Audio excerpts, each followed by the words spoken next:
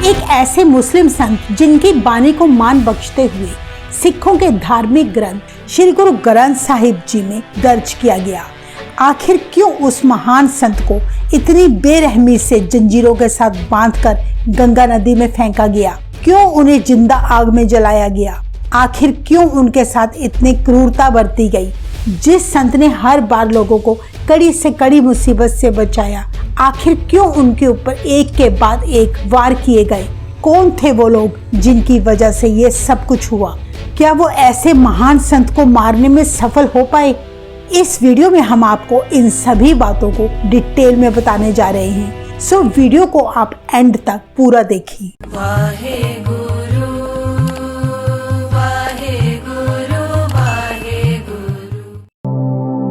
संत कबीर दास जी 15वीं शताब्दी के एक महान संत, कवि और समाज सुधारक थे, जिनकी लिखी बानी सिखों के महान धार्मिक ग्रंथ श्री गुरु ग्रंथ साहिब जी में दर्ज है। कबीर जी 15 भक्तों में से एक महान भक्त हुए हैं, जिनकी बानी सभी भक्तों में से सबसे ज्यादा गुरु ग्रंथ साहिब जी में दर्ज की गई। संत कबीर दास जी का जन्म 1398 में काशी, उत्तर प्रदेश में एक जुलाहा घराने में हुआ। उनके पिता नीरू और माता नीमा कपड़ा बुनने का काम किया करते थे। उस समय दिल्ली के तख्त पर बादशाह सिकंदर लोदी बैठा था, जो कट्टर मुसलमान था। वो तलवार की नोक पर छोटी जात वालों को मुसलमान बना रहा था। इसीलिए बनारस में छोटी जात वाले सभी लोग धीरे धीरे मुसलमान बन चुके थे। उनमें से कबीर जी का भी परिवार, जो हिंदू था, लेकिन उन मुसलमानों के डर से वह भी मुसलमान बन गया। कबीर दास जी बचपन से ही राम के उपासक थे। उनके राम राजा दशरथ के पुत्र राम नहीं, बल्कि वे राम थे जो घट घट में बसता है। सो वे एक निरंकार प्रभु की पूजा किया करते थे। उस समय काशी, जिसे बनारस भी कहते हैं, उसमें ऊंची जात वाले ब्राह्मणों का बहुत बोलबाला था। वे छोटी जात वाले लोगों को मंदिर में प्रवेश करने की इजाजत नहीं देते थे। उन्होंने लोगों को अंधविश्वास, पाखंड और वहमों में डाल रखा था। कबीर जी मुसलमान होने के बावजूद सारा दिन राम नाम का जाप किया करते थे। धीरे धीरे उनके मन में राम नाम की लगन बढ़ती गई और वे प्रभु भगत बन गए। वे राम नाम के भजन खुद लिखकर गाया करते थे, जिन्हें सुनने के लिए दूर दूर से लोग उनके पास आ जाते। धीरे धीरे कबीर जी की प्रसिद्धि पूरी काशी में फैलती गई। ढेरों श्रद्धालु उनसे जुड़ते गए। मौलवी, काजी और काशी के ब्राह्मण उनकी प्रसिद्धि देख न सके। मौलवी व काजी कबीर जी से इसलिए वैर करते थे कि कबीर जी मुसलमान होने के बावजूद राम नाम जपते थे, जबकि पंडित, ब्राह्मण व ऊंची कुल के हिंदू कबीर जी से ईर्ष्या इसलिए किया करते थे क्योंकि कबीर जी छोटी जात होने पर भी सभी धर्म के लोगों को एक ईश्वर की भक्ति पर जोर दिया करते और उन्हें अपनी लिखी बानी के माध्यम से जात पात का फर्क मिटाने को कहते। इसीलिए काजी, पंडित और मौलवी जैसे लोग लगातार कबीर जी के खिलाफ ढेरों षड्यंत्र रचाने लगे। एक बार की बात है, काशी में गंगा स्नान करने हजारों लोग इकट्ठे हुए। वहां सैकड़ों महात्मा, संत और महंत भी आए हुए थे। कहते हैं संत कबीर दास जी भी गंगा स्नान करने अपने श्रद्धालुओं के साथ वहां पहुंच गए।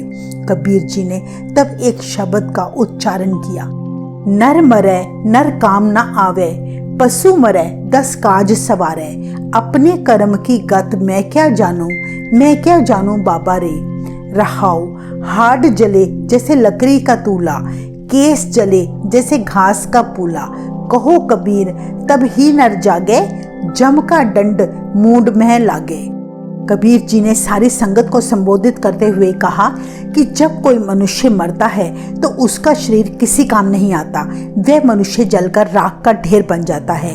पर जब कोई पशु मरता है, उसका शरीर कई काम संवारता है। कबीर जी ने कहा, प्रभु तूने ये अजीब सा खेल रचाया है, मैं तेरी शक्ति को नहीं जान सकता। मैंने कभी सोचा ही नहीं कि मौत आने से इस शरीर की हड्डियां लकड़ी के ढेर की तरह जल जानी है और बाल घास के ढेर की तरह जल जाने हैं। जिस शरीर का बाद में ये हाल होना है, उस शरीर पर मैं सारी उम्र ऐसे ही गर्व करता रहा।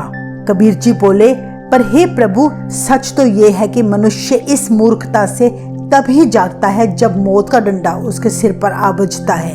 इस तरह जब कबीर जी ज्ञान की चर्चा कर रहे थे तो उनके पास ढेरों लोगों की भीड़ देखकर काशी के पंडित कबीर जी का विरोध करते हुए बोले, कबीर तेरे यहाँ आने से देवताओं की यह नगरी गंगा में गर्क हो जाएगी। तू शूद्र होते हुए कैसे लोगों को उपदेश दे सकता है। असल में संत कबीर दास जी अंधविश्वास, ढोंग, पाखंड और किसी व्यक्ति विशेष की पूजा के सख्त विरोधी थे। उन्होंने सभी लोगों को एकता के सूत्र में पिरोना चाहा और एक ईश्वर की भक्ति पर जोर दिया जो ऊंचे वर्ग के ब्राह्मणों को रास न आया।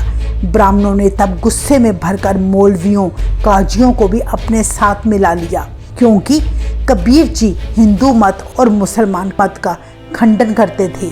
उनका कहना था कि राम और खुदा एक है, इसलिए उस एक ईश्वर की भक्ति करो। वे देवी देवता, मकबरे, शमशान की पूजा करने को मना करते थे। सो इस प्रकार कबीर जी से सभी ब्राह्मण और मुसलमान काजी तंग आ चुके थे। उन्होंने इसका यही हल निकाला कि बादशाह सिकंदर लोदी से कहकर क्यों न कबीर जी को मरवा दिया जाए, ताकि रोज रोज का झगड़ा ही खत्म हो जाए। उन दिनों काशी में दिल्ली का बादशाह सिकंदर लोदी आया हुआ था। वह कट्टर मुसलमान होने के साथ साथ कानों का भी कच्चा था। सभी पंडित और काजी राजा के पास आए और कबीर जी के बारे में इतना भड़काया कि वह राजा गुस्से से लाल पीला हो गया। बादशाह ने सबको आश्वासन दिया कि तुम चिंता मत करो, कबीर को मैं देख लूँगा। बादशाह ने अपने सिपाहियों को कबीर जी को लाने के लिए भेजा। सिपाहियों ने कबीर जी को बादशाह का हुक्म सुनाया कि तुम्हें बादशाह ने बुलाया है। बादशाह तुमसे बहुत नाराज है, जैसे हो वैसे ही चलो। हुक्म सुनते ही कबीर जी उठ खड़े हुए और सिपाहियों के साथ चल दिए। वे ना तो डरे ना ही डोले, क्योंकि उनको अपने राम पर पूरा विश्वास था। बहुत से लोग भी कबीर जी के साथ चल पड़े। कोई कहता बादशाह लोदी बहुत क्रोधी है, कबीर जी आपको जान से मरवा देगा, तो कोई कहता कबीर जी को काशी से बाहर निकलवा देगा। कबीर जी ने सभी को शांत करते हुए राम का स्मरण करने को कहा और बोले, आप सब डरो मत, यह मेरे राम का ही हुक्म है। इस तरह आत्मा को दृढ़ करते हुए कबीर जी बादशाह लोदी के सामने हाजिर हुए। उन्होंने बादशाह को सलाम भी नहीं किया और चुपचाप राम नाम का स्मरण करते रहे। बादशाह ने देखा कि मुसलमान होकर भी कबीर जुलाहे ने सलाम नहीं किया। दूसरा, वे राम का नाम जप रहा है। उसे सोचा, इससे बड़ा काफिर कौन हो सकता है। ये तो सच में मृत्यु के काबिल है। इसको जीवित कैसे छोड़ा जा सकता है। इसको दंडित करना ही ठीक होगा, नहीं तो नए बने मुसलमान भी इसको देखकर बिगड़ जाएंगे। बादशाह क्रोध में आके तब लाल पीला हो गया और कबीर जी से बोला, पंडितों और काजियों की शिकायत है कि तू हिंदू और मुस्लिम धर्म के विरुद्ध प्रचार करता है। तू लोगों को गुमराह करने के लिए कविता गाता है, प्राचीन परंपराओं और धर्मों के विरुद्ध लोगों को गुमराह कर रहा है। क्या ये सही है? इसके साथ ही तुमने मुझे सलाम भी नहीं किया। कबीर जी तब बड़ी विनम्रता से बोले, हे बादशाह, मैं किसी के विरुद्ध नहीं हूँ। जो पंडित और काजी भोले भाले लोगों को धोखा देने की बातें करते हैं, मैं केवल उन बातों के विरुद्ध हूँ। मैं पाखंडों, आडंबरों, वहमों भ्रमों के विरुद्ध हूँ, चाहे वो पाखंड इस्लाम का हो या हिंदू धर्म का हो। मैं लोगों के भले की बात करता हूँ। कबीर जी ने कहा कि बादशाह, मैंने आपको सलाम इसलिए नहीं किया क्योंकि मैं केवल अपने राम को अपना बादशाह समझता हूँ। अपने राम के बिना मैं किसी को डर से सलाम नहीं करता। मेरा राम जगत का बादशाह है। कहते हैं तब सिकंदर लोदी ने फिर कबीर जी से पूछा कि तेरा धर्म क्या है। कबीर जी बोले, दोनों धर्मों से न्यारा राम का नाम जपना और मानवता से प्रेम करना ही मेरा धर्म है। ये सारा जगत राम की रचना है। वो राम जो घट घट में समाया है, वही सबका रक्षक है। बादशाह ने तब गुस्से में आकर कहा, तुम बहुत बिगड़े हुए हो, मुसलमान होकर भी राम का नाम लेते हो। तुम्हारी यह सोच खतरे का संकेत है, इसलिए तुझ जैसे काफिर को पानी में डुबोकर मार देना चाहिए। बादशाह के विरुद्ध बगावत करने की यही तुम्हारी सजा है। ऐसा हुक्म सुनकर कबीर जी तब भी जरा न डरे, बल्कि उनके चेहरे पर खुशी की लहर दिखाई दे रही थी। कबीर जी ने उस समय एक शब्द का उच्चारण करते हुए कहा, आपे पावक आपे पवना, जारे खसमता राखे कवना। राम जपत तन जर की ना जाए, राम नाम चित रया समाए। कबीर जी ने कहा, सुनो बादशाह, वह प्रभु खुद अग्नि है और खुद ही हवा भी है। अगर उस प्रभु ने किसी को जलाना है तो कोई उसे बचा नहीं सकता। मनुष्य का जीवन और मृत्यु किसी इंसान के वश में नहीं है, वह केवल परमात्मा के वश में है। जिनको अपने जीवन का अंत नहीं पता वो ही किसी को मारने का यत्न करते हैं। अगर राम का स्मरण करते हुए मर भी जाएं तो क्या फर्क पड़ता है, क्योंकि आत्मा में तो पहले से ही राम का वास है। कबीर जी बोले, इसलिए हे बादशाह, अगर मेरे मालिक राम ने मुझे बचाना है तो वो बचा ही लेगा। तेरे आगे मिन्नतें करने का कोई लाभ नहीं। सो बादशाह सिकंदर, जो तेरे मन में आए सो कर, आखिर बंदा तो तू भी राम का ही है। ऐसी निडरता से भरी बातें सुनकर बादशाह को कोई असर ना हुआ, बल्कि और क्रोधित होकर उसने हुक्म दे डाला कि कबीर को जंजीरों से बांधकर गंगा में फेंक दिया जाए। हमारे राज में ऐसे जीव का चलना फिरना बोलना खतरे का संकेत है। कबीर काफिर है। बिना सोचे समझे अहंकारवश बादशाह ने राम के भगत को मृत्यु दंड सुना डाला। कहते हैं कि उसी पल बादशाह के सिपाहियों ने कबीर दास जी के हाथ पैर लोहे के जंजीरों से कसकर बांध दिए। बंधे हुए हाथों और पैरों में से एक छड़ी डालकर कबीर दास जी को ऐसे उठाकर गंगा किनारे ले गए जैसे मृत पशु को उठाते हैं। वहां मौजूद पंडित, मौलवी और काजी बड़े खुश हुए और जोर जोर से हंसने लगे। दूसरी तरफ कबीर दास जी के भक्तों के घर तो मातम ही छा गया। जो भी सुनता वह गंगा किनारे की ओर दौड़ पड़ता। तमाशबीनों की भीड़ में नेकी और बदी का अखाड़ा रच गया। हजारों लोग वहां इकट्ठे हो गए। बादशाह भी वहां आ पहुंचा। उस समय गंगा बड़े उफान पर थी। अचानक काली घटा छा गई और पंडित, बादशाह जैसे लोग गंगा का बहाव देखकर बड़े प्रसन्न हुए कि कबीर शीघ्र डूबकर मर जाएगा और फिर कोई उसका नाम नहीं लेगा। कहते हैं तब जल्लादों ने कबीर जी को उठाकर नाव में रख दिया। नाव की रस्सियां खोलकर गंगा के बीचों बीच कबीर जी को फेंक आए, जहां पानी बहुत गहरा और तेज गति से चल रहा था। गंगा में गिरते ही कबीर जी के मुख से निकला, हे राम तेरा आसरा, हे प्रभु तू आप ही मेरा जीवन दाता है। कबीर जी ने तैरते समय आकाश की ओर देखा और राम का स्मरण करने लगे।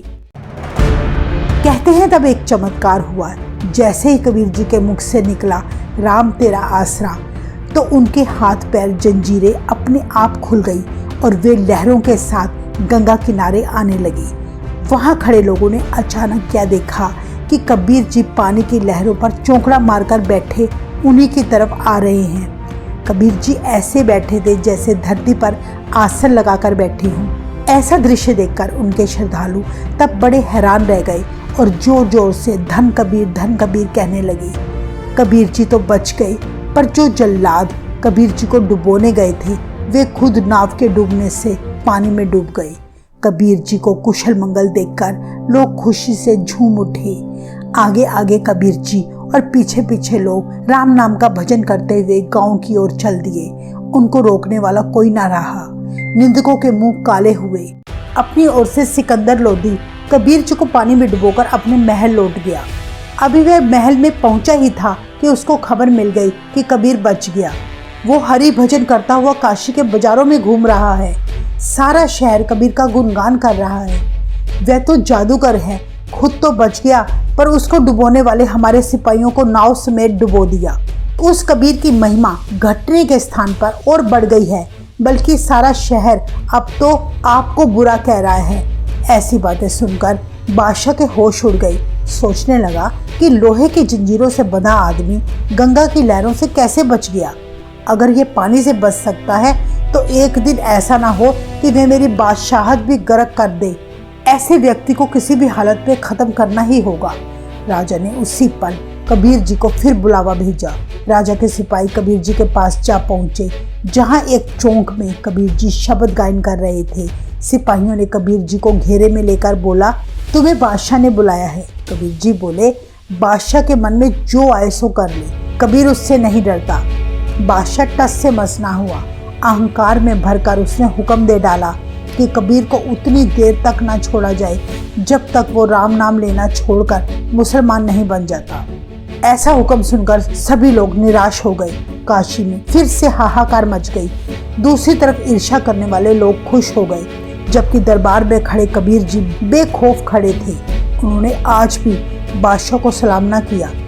ये देखकर बादशाह और अधिक भड़क गया और बोला, तुम अभी भी मान जाओ और सच्चे मुसलमान बन जाओ, नहीं तो मैं तुम्हारे सारे परिवार को क्रूर यातनाएं दूंगा और तुम्हारे टुकड़े टुकड़े कर दूंगा। तुम पहले जादू के बल से बच निकले हो, पर अब तुम आग में जला दिए जाओगे। अब हमने तुम्हारा लिहाज नहीं करना। कहते हैं तब बादशाह ने सेवकों को हुक्म दे डाला कि लकड़ियां इकट्ठी करो और उस पर कबीर जी को बिठाकर जला दो। पानी से तो ये बच गया, पर अब आग से कैसे बचेगा। राजा ने सेवकों को सख्त हिदायत दी कि इस बार अगर कबीर बच गया तो तुम्हारी जान नहीं बचने वाली। कसाईयों ने तब कबीर जी को जंगल में जाकर बांध दिया। सिपाहियों ने ढेरों लकड़ियां इकट्ठी की और लकड़ियों के ढेर के ऊपर कबीर जी को बिठा दिया। कबीर जी के नीचे और ऊपर लकड़ियां ऐसे रखी गई जैसे कबीर जी परलोक सिधार गए हों, और चारों तरफ लकड़ियों में आग लगा दी। ऐसा दृश्य देखकर लोग तड़फने लगे, उनका विश्वास डोलने लगा। परंतु कबीर जी को पूरा भरोसा था कि अगर उसके राम ने उन्हें पहले नहीं मरने दिया तो अब भी वो प्रभु उन्हें बचा लेगा। धीरे धीरे सारी लकड़ियां राख का ढेर बन गई। जल्लाद दूर खड़े देख रहे थे कि क्या कबीर इस बार भी अग्नि से बाहर निकल पाएगा। कहते हैं कि करीब 3 घंटे तक आग जलती रही। सिपाहियों को लगा अब तो सब राख का ढेर हो चुका होगा, कबीर भी मर चुका होगा, उसकी हड्डियां जलकर राख बन गई होंगी। उन्होंने सोचा अब पानी डालकर इस राख को गंगा में फेंक देना चाहिए, जिसके लिए उन्होंने पानी डालकर राख को ठंडा किया। चिता को ठंडा करके जब टटोला गया तो राख के बीच में से कबीर जी जिंदा निकले। उनके ना तो कपड़े ही जले थे और ना ही खड़ाऊं जली। ये कितना बड़ा चमत्कार था।